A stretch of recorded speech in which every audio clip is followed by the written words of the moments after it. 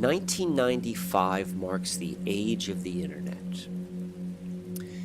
And what we see here is more with life and death cycles.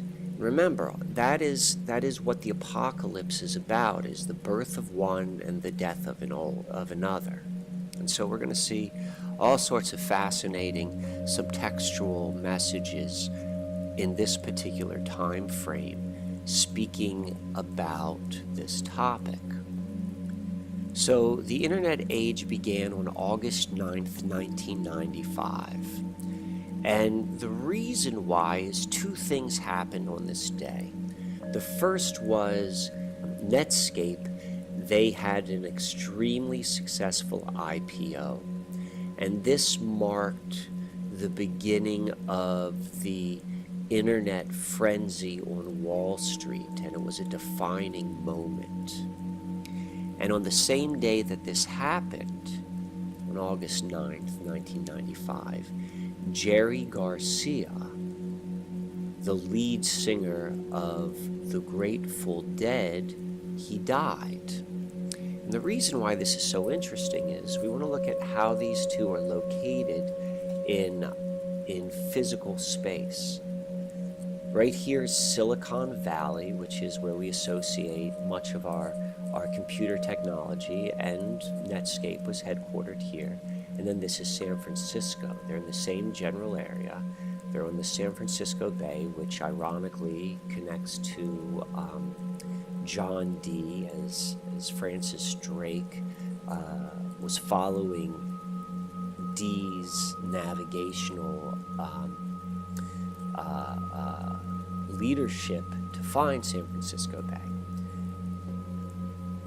But we can see how these two major events, one, the death of the old symbol of San Francisco, and particularly the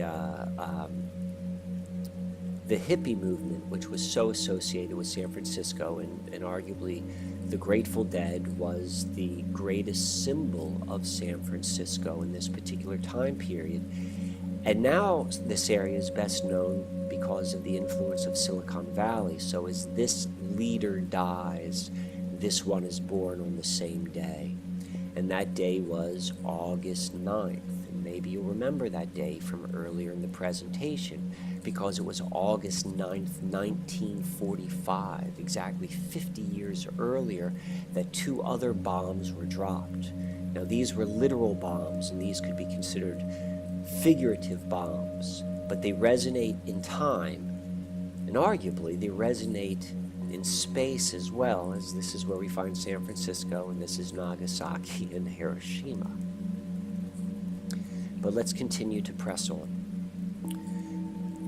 CERN is best known to people now as the Large Hadron Collider, or particle accelerator.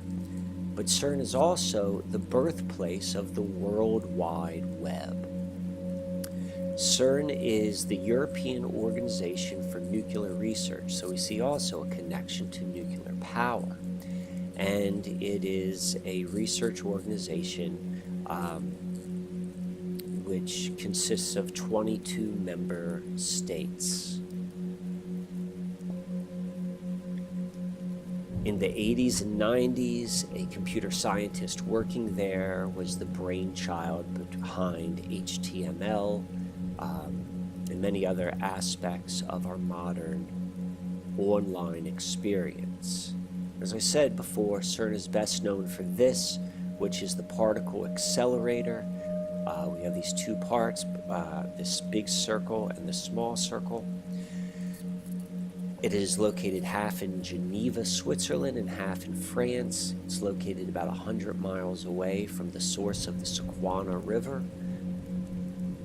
Here's another picture. We can see that they are done in the same ratio as the moon is to the Earth. This is what it looks like on the inside. It's the world's largest machine. And here's a quote from a director of research and scientific computing at CERN. He says that the Large Hadron Collider could open a doorway to an extra dimension and out of this door might come something, or we might send something through. Now couch this in Enochian magic terms. The entities that transmitted the information said Enochian magic will provide the keys to the watchtowers, and the watchtowers are what keep the world protected from chaotic demonic forces. And by opening the watchtowers, you let them in.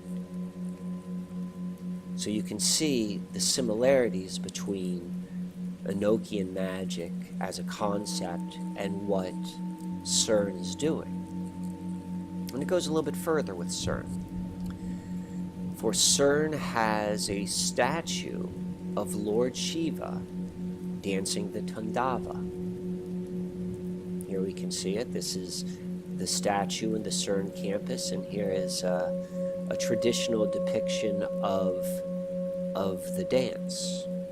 And the Tandava is a vigorous dance that is said to be done by the Hindu god Shiva, and it is the source of the cycle of creation, preservation, and dissolution.